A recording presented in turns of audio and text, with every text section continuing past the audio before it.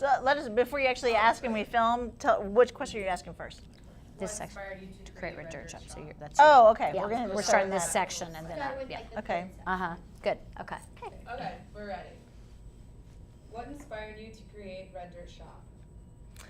Well, both Dawn and myself have long career histories working in nonprofits and doing fundraising. On the volunteer side, we also have experience in going to different parts of Africa and working. Dawn's volunteered in an orphanage, and I've directed medical missions. And there was one January where we had both just come back from trips, and we were getting together and talking about the real fundamental problems that face the impoverished in the world. And the one we came down to that we both saw in two different situations was access to clean water and how much of a game changer that is in the lives of the impoverished. And we knew that there were solutions already out there, but why weren't they happening fast enough? And why weren't they scalable? And we started talking about traditional nonprofit work, and you just can't scale it. But what is scalable here in America? And the answer to that is commerce.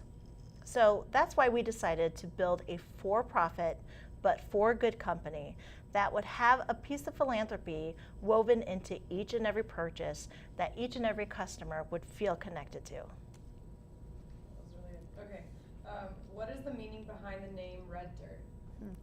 The meaning behind our name, it's the first thing you need to know when you're starting a company is that naming a company is harder than naming a baby. You have to think of all kinds of things that you don't have to think about when you're naming a child, even though it feels like you are giving birth to something very important. So after spending many, many, many weeks and months trying all kinds of combinations of English words and African words and very positive, upbeat words to weave into our name, we finally sort of, in a fit of just cluelessness, we said, okay, well, what is a name that can help tell a story? What will help tell our company's story?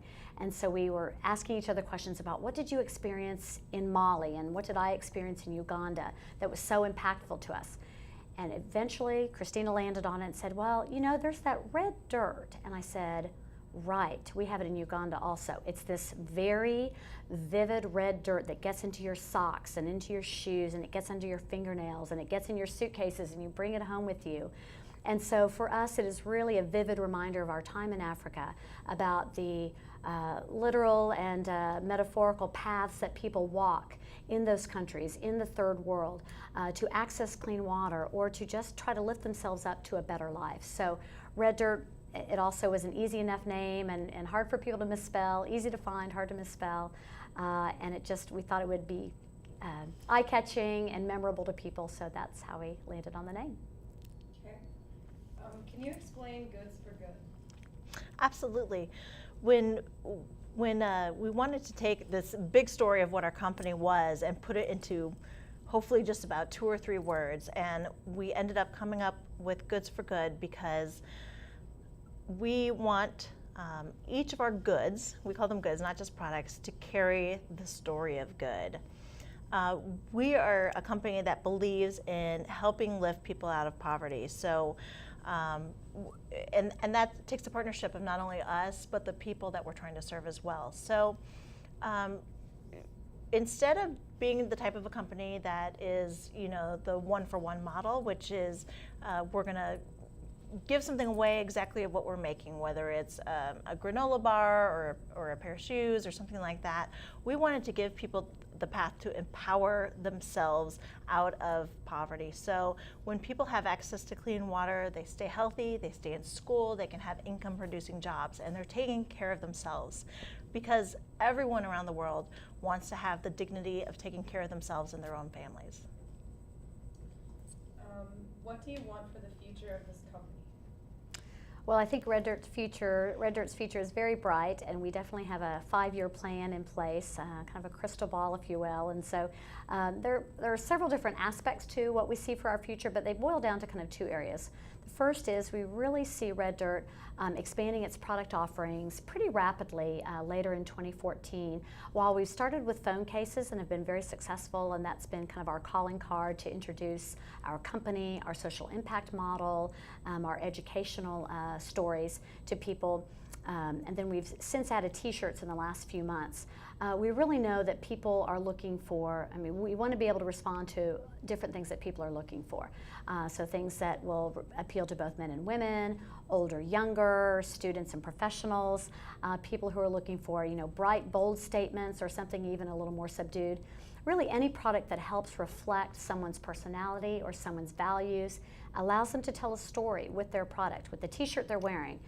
They walk into a classroom or a coffee shop or a dorm room and someone says, oh wow, what's that shirt about? That's a cool design, tell me about that. And you can tell them about the support for water.org that you just made through your purchase. You can tell them about the artists that you learned about on our website, things like that. So more products for more people is definitely part of our future in 2014. But also one other aspect that's really important to us, in addition to supporting clean water access, we really want to support employment opportunities for people in the developing world.